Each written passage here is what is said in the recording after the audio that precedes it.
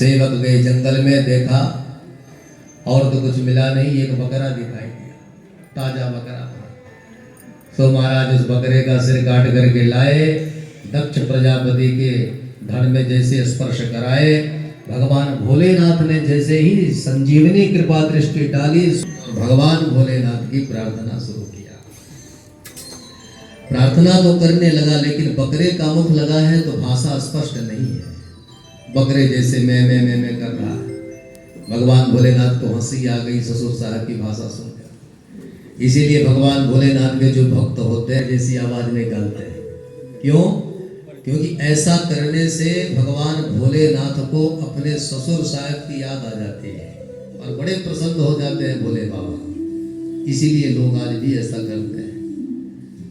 समस्त देवताओं के ऊपर कृपा दृष्टि डालते हुए भोलेनाथ ने सबको ठीक ठाक कर दिया और प्रार्थना करते हुए सारे देवता अपने अपने लोक को जाने लगे। समस्त देवताओं ने भूरी भूरी भगवान भोलेनाथ की प्रशंसा करी। इस दुनिया में सबसे सरल और सहज देवता है तो भगवान शिव है। इनसे जल्दी प्रसन्न होने वाला कोई देवता नहीं।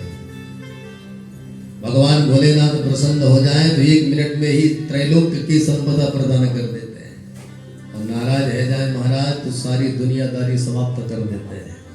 सबसे जल्दी और सबसे ज्यादा प्रसन्न होने वाले भगवान भोलेनाथ हैं। सारे देवताओं ने भगवान भोलेनाथ की बड़ी लंबी चौड़ी प्रशंसा करी। भगवान भोलेनाथ तो इतने सरल हैं कि कुछ भी नहीं है, भांग धतूरा ही चढ़ा दो महाराज तो प्रसन्न हो जाते हैं। लड्डू पेड़ा की कोई जरूरत न है। क्षणे रुष्टा क्षणे तुष्टा रुष्टा तुष्टा क्षणे क्षणे, एक क्षण में प्रसन्न हो जाते हैं और अगले क्षण नाराज भी बहुत जल्दी हो जाते हैं। बार नहीं देखते कि कुछ और भी बचा है, कल की अपनी भी व्यवस्था करनी है। भक्त जो मांग दिया सही उठा के दे दिया महाराज, ऐसे हमारे भोले बाबा। इसीलिए तो भक्त कहते हैं कि भोलेनाथ से निराला गौरीनाथ से निराला कोई और नहीं। भोलेनाथ से निराला कोई और नहीं। ओम नमः शिवाय भोले नमः शिवाय ओम नमः शिवाय ओम नमः शिवाय भोले नमः शिवाय ओम नमः शिवाय। जय भोले भोले भोलेनाथ से निराला कोई और नहीं। भोलेनाथ से निराला कोई और नहीं।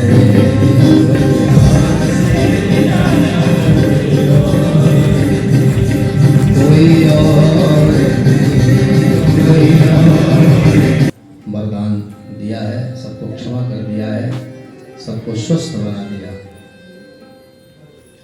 इधर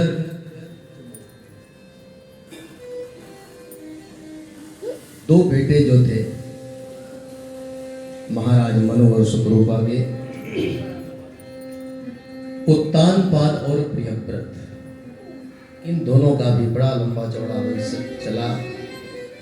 उत्तानपाद की 2 पत्नियां थीं, एक का नाम था सुरुचि, दूसरे का सुनीति। सुनीति के हुए हैं बेटा ध्रुव और सुरुचि से हुए हैं उत्तम।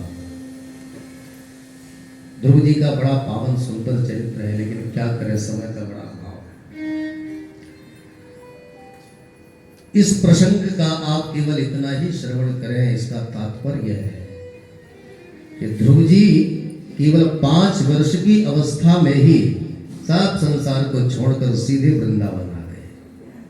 मथुरा यमुना के तट पर मधुवन है, मधुवन में आकर के उन्होंने भजन किया। श्री नारद जी ने उनको द्वादशाक्षर मंत्र दिया है। जीवन में गुरु बनाना परम आवश्यक होता है।